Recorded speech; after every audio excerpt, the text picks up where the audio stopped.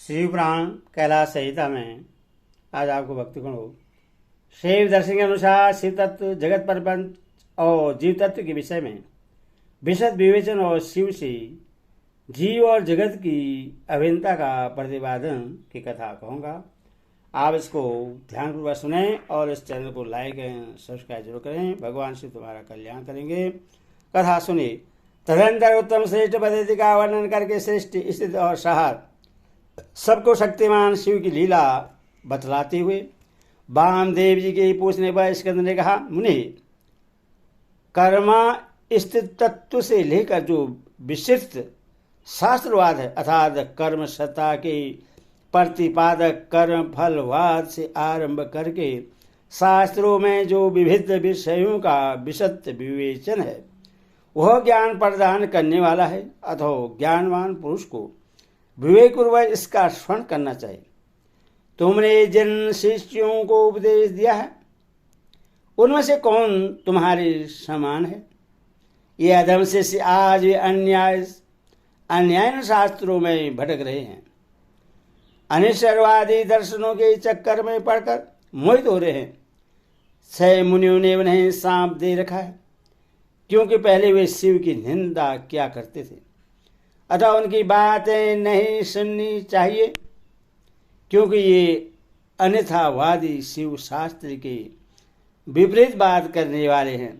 यहाँ 5 अवयवों से युक्त अनुमान के प्रयोग के लिए भी अवकाश है ही। उत्तम व्रत का पालन करने वाले वामदेव जैसे धूम का दर्शन होने से लोग का दर्शन होने से लोग अनुमान द्वारा पर्वत पर अग्नि की सत्ता का प्रतिपादन करते हैं, उसी प्रकार यह प्रत्यक्ष प्रपंच दर्शन रूप हेतु का अवलंबन करके परमेश्वर परमात्मा को जाना जा सकता है। इसमें शेष नहीं है। यह विश्व स्त्री पुरुष रूप है, ऐसा प्रत्यक्ष से ही देखा जाता है। 6 कोश रूप जो शरीर है उसमें आदि के 3 माता के अंश से उत्पन्न होते हैं और अंतिम 3 पिता के अंश से। यह श्रुति का कथन है। इस प्रकार सभी शरीरों में स्त्री पुरुष भाव को जानने वाले लोग हैं। मुनि विद्वानों ने परमात्मा में ही स्त्री पुरुष भाव को जाना है। श्रुति कहती है परम ब्रह्मा परमात्मा सत चित और आनंद रूप है। अशब्द प्रपंच को निर्मित करने वाला शब्द ही सद्रूप कहा जाता है। चित शब्द से जड़ जगत की निवृत्ति हो जाती है। यदि सद शब्द तीनों लिंगों में विद्यमान है तथापि यहाँ परम ब्रह्मा परमात्मा के अर्थ में पुल्लिंग सद शब्द को ही ग्रहण करना चाहिए। वह सद शब्द प्रकाश का वाचक है।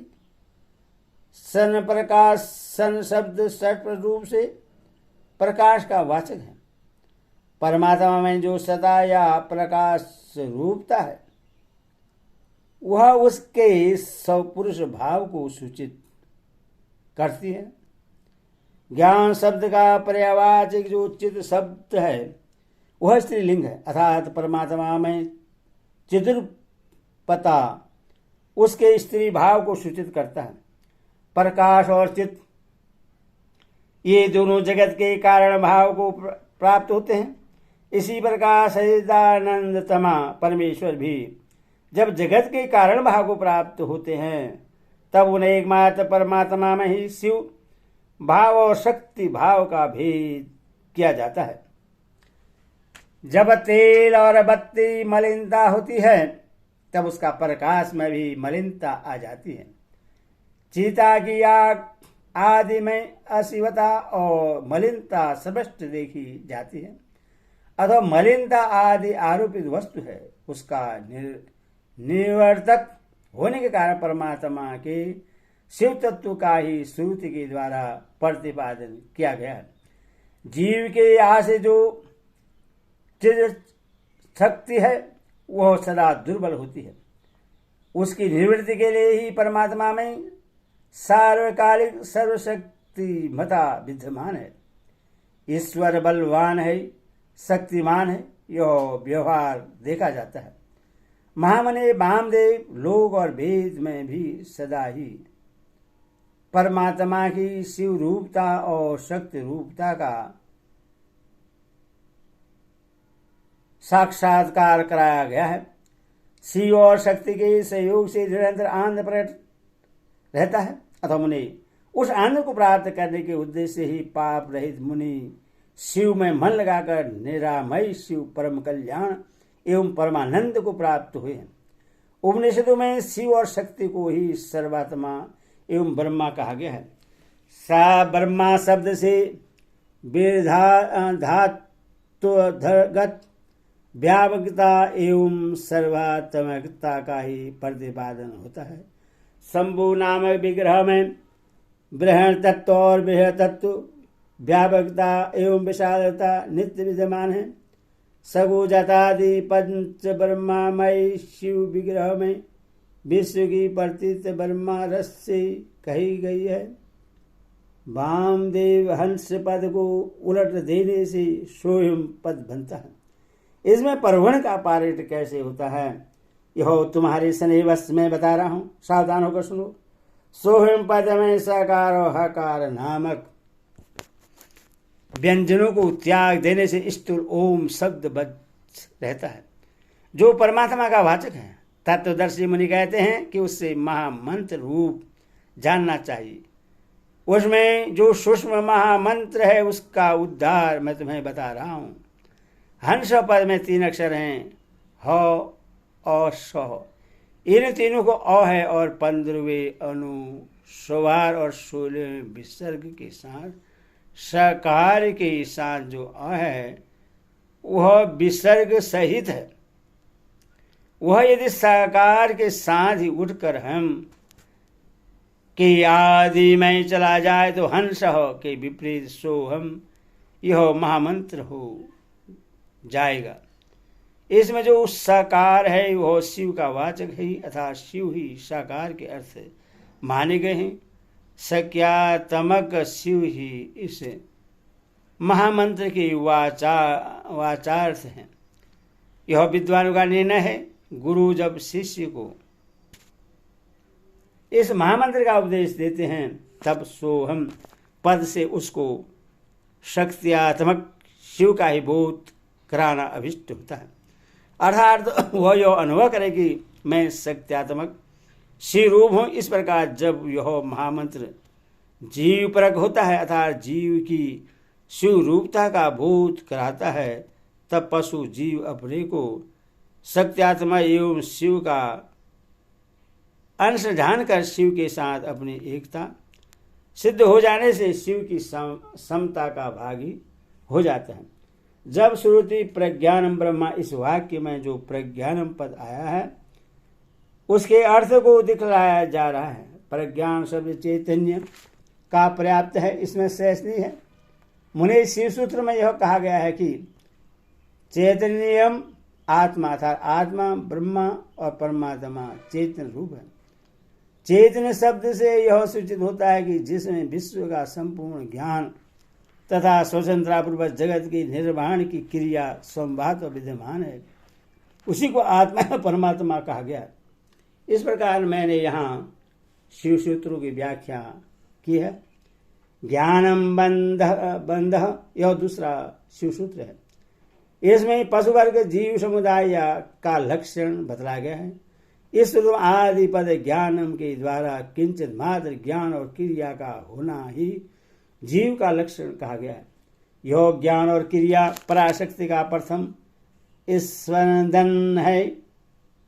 कृष्ण यजुर्वेद की श्वेता स्वतर शाखा का अध्ययन करने वाले विद्वानों ने स्वाभाविक ज्ञान बल क्रिया तो इस श्रुति के द्वारा इसी पराशक्ति का प्रसन्नतापूर्वक स्तवन किया है। भगवान शंकर की 3 दृष्टियां मानी गई हैं, ज्ञान, क्रिया और इच्छा रूप। ये 3 दृष्टियां जीवों के मन में स्थित हो इंद्रिय ज्ञान गोचर देह में प्रवेश करके जीव रूप हो सदा जानती और करती है। अतः यह दृष्टि त्रय रूप जीव आत्मा महेश्वर का स्वरूप ही है, ऐसा निश्चय सिद्धांत है। अब मैं जगत प्रपंच के साथ परवर्ण की एकता का बोध करने वाले परम चार्य का वर्णन करूंगा। ओमिदिम सर्वम, अर्थात यह प्रत्यक्ष दिखाई देने वाला समस्त जगत ओंकार है। यह सनातन श्रुति का कथन है। इसमें प्रवण और जगत की एकता सूचित होती है। तस्मादः इस वाक्य से आरंभ करके तेरीय श्रुति ने संसार की सृष्टि के कर्म का वर्णन किया है। भामदेव, उस श्रुति का जो विवेकपूर्ण तात्पर्य है उससे मैं तुम्हारे शनिवश बता रहा हूं, सुनो। शिव शक्ति का सहयोग ही परमात्मा है, यह ज्ञानी पुरुषों का निश्चित मत है। शिव की जो पराशक्ति है उससे चिद शक्ति प्रकट होती है। चिद शक्ति से आनंद शक्ति का प्रादुर्भाव होता है। आनंद शक्ति से इच्छा शक्ति का उद्भव हुआ है। इच्छा शक्ति से ज्ञान शक्ति और ज्ञान शक्ति से पांचवी क्रिया शक्ति प्रकट हुई है। मुने इन्हीं से निर्वृत्ति आदि कलाएं उत्पन्न हुई हैं। चिद शक्ति से नाद और आनंद शक्ति से बिंदु का पारकट्य बतलाया गया है। इच्छा शक्ति से मक्कार प्रकट हुआ है। ज्ञान शक्ति से पांचवां स्वर ओंकार उत्पन्न हुआ है और क्रिया शक्ति से आकार की उत्पत्ति हुई है। मुझे इस प्रकार मैंने तुम्हें परवर्ण की उत्पत्ति बतलाई है। अब इस नादि पांच ब्रह्मा की उत्पत्ति का वर्णन सुनो। शिव से ईशान उत्पन्न हुए हैं। ईशान से तत्पुरुष का प्रादुर्भाव हुआ है। तत्पुरुष से अघोर का, अघोर से वामदेव का, वामदेव से सगुजात का पारगत्य हुआ है। इस आदि अक्षर परवर्ण से ही मूलभूत 5 स्वर और 33 व्यंजन के रूप में 38 अक्षरों का प्रादुर्भाव हुआ है। अब कलाओं को उत्पत्ति का कर्म सुनो। ईशान से शांति कला उत्पन्न हुई है। तत्पुरुष से शांति कला, अघोर से विद्या कला, वामदेव से प्रतिष्ठा कला और सगोजा से निवृत्ति कला की उत्पत्ति हुई है। ईशान से चिद शक्ति द्वारा मिथुन पंचक की उत्पत्ति होती है। अनुग्रह, तिरुभाव, सार, स्थित और सृष्टि, इन 5 कृतियों का हेतु होने के कारण उससे पंचक कहते हैं। यह बात तत्वदर्शी ज्ञानी मुनियों ने कही है। वाचक के संबंध में उनमें मिथुन तत्व की प्राप्ति हुई है। कला वर्ण स्वरूप इस पंचक में भूत पंचक की गणना है। मुनिशेष आकाश आदि के कर्म से इन 5 मिथुनों की उत्पत्ति हुई है। इनमें पहला मिथुन है आकाश, दूसरा वायु, तीसरा अग्नि, चौथा जल और 5वीं मिथुन पृथ्वी है। इनमें आकाश से लेकर पृथ्वी तक के भूतों का जैसा स्वरूप बतलाया गया है उसे सुनो। आकाश में एकमात्र शब्द ही गुण है। वायु में शब्द और स्पर्श 2 गुण हैं। अग्नि में शब्द, स्पर्श और रूप 3 गुण, इन 3 गुणों की प्रधानता है। जल में शब्द, स्पर्श, रूप और रस 4 गुण माने गए हैं और पृथ्वी शब्द, स्पर्श, रूप, रस और गंध इन 5 गुणों से संपन्न है। यही भूतों का व्यापक कत्व कहा गया है। अर्थात शब्द आदि गुणों के द्वारा आकाश आदि भूत, वायु आदि प्रवृत्ति भूतों में किसी प्रकार व्यापक है, यह दिखलाया गया है। इसके विवेक गंधादि गुणों के कर्म से वे भूत पूर्वक भूतों में व्याप्त हैं। अर्थात गंध गुण वाली पृथ्वी जल का और रस गुण वाला जल अग्नि का व्याप्त है इत्यादि रूप से इनकी व्याप्तता को समझना चाहिए। 5 भूतों का यह विस्तार ही प्रपंच कहलाता है। सर्व समझ का जो आत्मा है उसी का नाम विराट है और पृथ्वी तत्व से लेकर कर्मश और शिव तत्व तक जो तत्वों का समुदाय है वही ब्रह्मांड है। वह कर्मश तत्व समूह में लीन होता हुआ अंततोगत्वा सबकी जीवन भूत चेतनमय परमेश्वरमय लय को प्राप्त होता है। और शिष्ट काल में वीर शक्ति द्वारा शिव से निकलकर स्थूल प्रपंच के रूप में प्रलय काल परिवर्तन सुख रूप स्थित रहता है। अपनी इच्छा से संसार की सृष्टि के लिए उदित हुए महेश्वर का जो प्रथम परे इस पद है उसे शिव तत्व कहते हैं। यही इच्छा शक्ति तत्व है, क्योंकि संपूर्ण कृत्यों में इसी का अनुवर्तन होता है। मुनीश्वर, ज्ञान और क्रिया इन दो शक्तियों में जब ज्ञान का आधिक्य हो तब उसे सदा शिव तत्व समझना चाहिए। जब क्रिया शक्ति का उद्रेक हो तब उससे महेश्वर तत्व जानना चाहिए, तथा जब ज्ञान और क्रिया दोनों शक्तियां समान हो तब वहाँ शुद्ध विद्यात्मक तत्व समझना चाहिए। समस्त भाव पदार्थ परमेश्वर की अंगभूत ही हैं, तथा भी उनमें जो भेद बुद्धि होती है उसका नाम माया तत्व है। जब शिव अपने परम ऐश्वर्यशाली रूप को माया से निगृहित करके संपूर्ण पदार्थों को ग्रहण करने लगता है तब उसका नाम पुरुष होता है। तत्सृष्ट्वा तदेवानुप्राविष्ट, उस शरीर को रचकर स्वयं उसमें प्रविष्ट हुआ।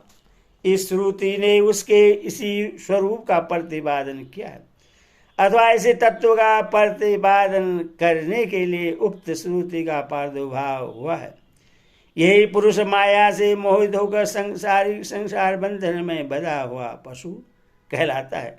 शिव तत्व के ज्ञान से शून्य होने के कारण उसकी बुद्धि नाना कर्मों में आसक्त हो मूढ़ता को प्राप्त हो जाती है।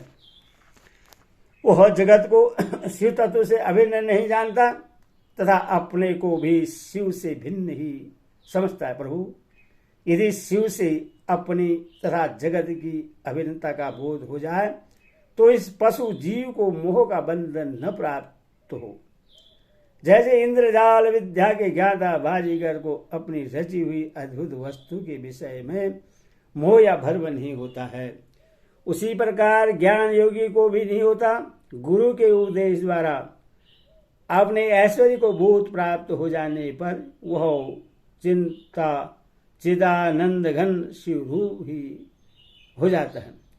शिव की 5 शक्तियां हैं: सर्व कीर्तिमय रूपा, सर्व तत्व रूपा, पूर्ण तत्व रूपा, नित्य तत्व रूपा और व्यापक तत्व रूपा। जीव की 5 कलाएं हैं: कला, विद्या, राग, काल और नियति। इन्हें कला पंचक कहते हैं। जो यहाँ 5 तत्व के रूप में प्रकट होती है उसका नाम कला है। जो कुछ करते में हेतु बनती है और कुछ तत्व का साधन होती है उस कला का नाम विद्या है। जो विषय में आसक्ति पैदा करने वाली है उस कला का नाम राग है। जो भाव पदार्थ और प्रकाशों का भाषणात्मक रूप से कर्मश अवच्छेदक होकर संपूर्ण भूतों का आदि कहलाता है, वही काल है। यह मेरा कर्तव्य है और यह नहीं है, इस प्रकार नियंत्रण करने वाली जो विभु की शक्ति है उसका नाम नियति है। उसके आपेश से जीव का पतन होता है। ये 5 ही जीव के स्वरूप को आच्छादित करने वाले आवरण हैं, इसीलिए पंचक चुप कहे गए हैं।